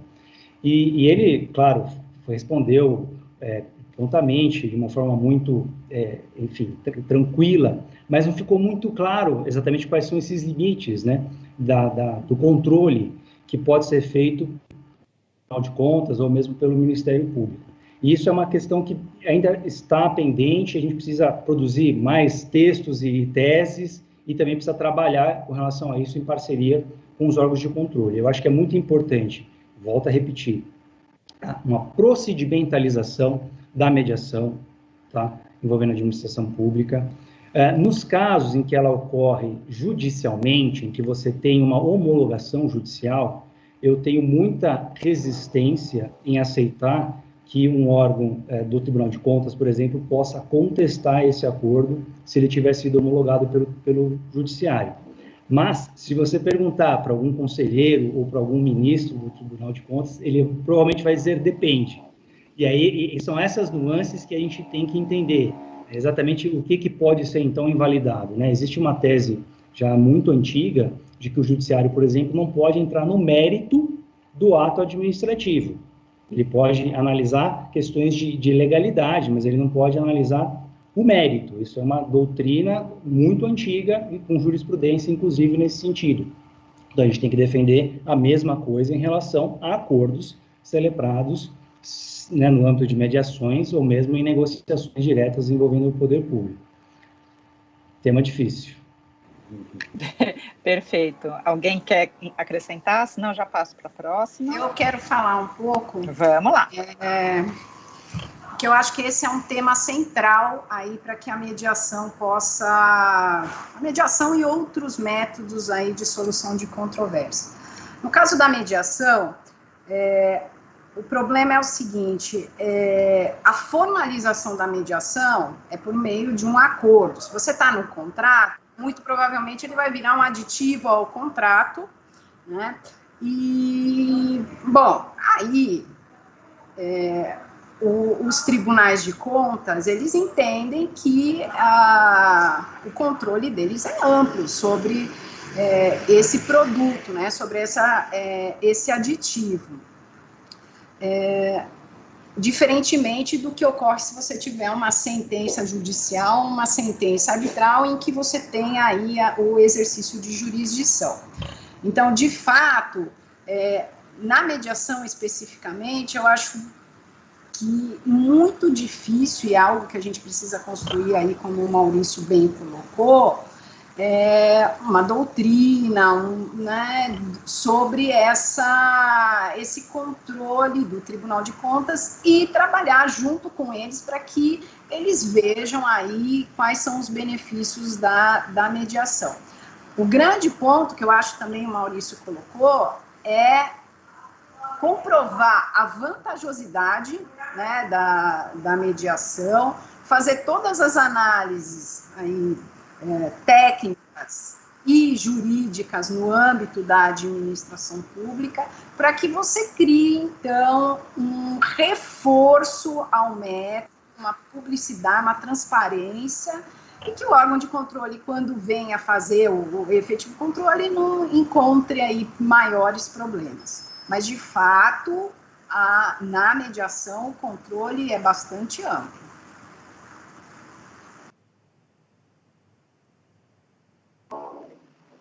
Beatriz, você tinha comentado que você quer comentar também sobre esse tema? Fica à vontade. Obrigada. Rapidamente, colocando um pouco o olhar do privado, né, sobre essa problemática, e não pensando tanto na característica técnica desse controle, mas pensando na prática, na vida real, né? O que a gente observa é que para os órgãos de controle, todo mundo é bandido, só que não é assim. Tá certo? Não é, a vida não é assim. A gente sabe que a gente tem bandido em tudo quanto é atividade, mas não dá para generalizar. Então, eu acho que muitas vezes os órgãos de controle, eles extrapolam esses limites por conta desta crença, e isso atrapalha, quer dizer, aqui nós estamos falando de maior confiança, né? Maior confiança nas relações, maior confiança entre os agentes de uma economia, né? Que afinal de contas hoje em dia é mundial. Obrigada. Tá ótimo. Tem uma pergunta ainda aqui, que fala sobre agora a redação da cláusula em si. Então, a pergunta é a seguinte: uma boa cláusula de mediação deve ser exaustiva nas escolhas ou menos é mais? Quem quer trazer aí a posição? Acho que a Dani é mais indicada para responder, não, Dani? Vamos lá, Dani, então. Deixa eu começar. Eu acho que, enfim, é o que a gente coloca um pouco do checklist, né? Acho que você precisa passar por todos os pontos, mas nem todos eles precisam estar na cláusula. Se você adere a um regulamento de uma Câmara, o primeiro ponto é olhar o que já está nesse regulamento. Então, não precisa você replicar aquilo que já está no regulamento. Mas, como eu comentei, tem uma série de questões também que não estão lá, né, que requerem essa escolha. Então, vai ser um passo obrigatório, no sentido de comparecimento obrigatório antes de ir para a etapa seguinte. Isso é super importante, porque às vezes dá muito problema de um dos lados ir direto para a arbitragem e o outro apresentar uma objeção, né, para esse sequenciamento da arbitragem por conta de haver uma cláusula de mediação anterior mandatória. A questão também da duração, a questão da publicidade, enfim, uma série de questões que são relevantes, né, para que no momento em que o contrato está sendo firmado, você reflita, efetivamente coloque ali no contrato. Por outro lado, assim, cláusulas muito extensas, muito detalhadas, a gente vê também muitas vezes dar problema, né, então, porque você não consegue prever tudo o que vai acontecer, né, e acho que nem é o local ideal, a cláusula de solução de disputas, ter todas essas questões. Então, há muitos trabalhos sobre isso, né, de a cláusula de solução de conflitos ser a cláusula da meia-noite, não é a cláusula principal do contrato, sem dúvida nenhuma, mas é uma cláusula que pode ser uma pedra no sapato quando a disputa surge. E aí surgiu uma discussão sobre a redação da cláusula. Acho que o papel do nosso grupo é um pouco tentar alimentar nesse checklist questões que, né, se deve olhar no momento dessa redação. Bárbara, se me permite fazer um complemento a Dani, tá? Porque claro, o meu pensamento é dentro do que ela falou, e aí talvez isso traga uma vantagem da mediação institucional em relação à mediação ad hoc, porque você já tem uma previsibilidade e mais ou menos uma conformidade que é o processo, né? E aí, por exemplo, posso falar pelo Campus CBC, essa é uma preocupação que nós temos em não engessar o procedimento. Então, uma coisa que é muito interessante e que foi a opção aqui no Brasil foi da liberdade quando opta ou pela arbitragem ou para mediação, porque cada caso vai ser estruturado a partir da realidade do conflito concretamente, e aí o ponto fundamental é, quando pensamos, e aí tanto vale instituição pública ou privada, e aí essa, quando for pública, ter essa flexibilidade que a mediação propõe para se adequar ao conflito. Então, para essa adequação, nós temos que pensar o processo, como eu falei, os participantes e também o próprio mediador. Então, a oportunidade de escolha, a oportunidade, de repente, da comediação. Então, são vários elementos que acho que complementa o que concordo plenamente com a Dani, que são importantes para serem pensados, e temos que ter uma precisão no sentido de não ter nem mais nem menos. O que for adequado, e aí cada contrato vai ter sua própria perspectiva e realidade. Perfeito. Infelizmente, a gente vai ter que terminar a nossa conversa por aqui. A gente até tinha mais perguntas do público, mas o tempo é escasso. Então, eu queria agradecer novamente essa quantidade enorme de informações que a gente recebeu de vocês. Vai com certeza ajudar no nosso checklist. E eu queria, então, para encerrar, trazer a palavra da Márcia Ferrari para fechar esse ciclo de palestras e de conhecimento que a gente teve. Márcia, a palavra é sua. Bom, eu queria agradecer imensamente a Adolfo, Beatriz, Daniela, Eugênia, Maurício e Bárbara. Acho que foi fundamental, né, esse nosso debate de hoje, e também dizer que ele trouxe muito do que o InfraUman busca, né, da visibilidade, fortalecer a presença das mulheres no setor, promover o contato entre os membros e entidades governamentais. Então, meu muitíssimo obrigado ao Ministério da Infraestrutura e essa equipe fantástica que tão bem nos acolheu e conseguiu promover esses eventos, disseminar conteúdo técnico e de mercado. Então, eu acho que não tem um exemplo melhor do que esse, promover, né, essa troca de experiência e, no final das contas, promover esse desenvolvimento das pessoas através do conhecimento, porque através do conhecimento é quando a gente consegue diminuir o gap. Muitíssimo obrigada e passo então a palavra a Natália Rezende, Ministério da Infraestrutura, que tão bem nos acolheu esse tempo todo. Obrigada. Bom dia. Eu estava aqui no cantinho só ouvindo e aprendendo com vocês, então eu só tenho a agradecer aqui em nome do Ministério. É uma satisfação enorme estar aqui. Eu estive no primeiro seminário, acompanhei todos, aprendi em todos, e estou aqui no último para fazer o encerramento. Triste por encerrar, mas muito feliz pelo sucesso que nós tivemos com esse ciclo. Foi certamente um ciclo de muito aprendizado, como eu comentei, e de temas tão caros para nós, né? Sociedade brasileira de forma geral, administração pública, privado, árbitros, representantes de câmaras. Então nós conseguimos aí reunir uma ampla variação de atores que participam desse tema que é tão importante para a gente. Iniciativas como essas, a gente fala que fortalece o ambiente de segurança jurídica que a gente tanto persegue aqui no Ministério. E esse tipo de mecanismo que a gente discute hoje, que a gente discutiu também nos outros seminários, eles caminham para o desenvolvimento disso que a gente chama mesmo, que muitas pessoas perguntam, o que é essa segurança jurídica, né, que vocês falam tanto. E é isso, passa muito por entender esses temas que a gente vem comentando aqui, passa muito por expandir esse conhecimento e, lógico, passa muito por aplicá-los, que é uma coisa que a gente tem tentado e que certamente a gente vai conseguir agora com mais afinco depois da participação de vocês.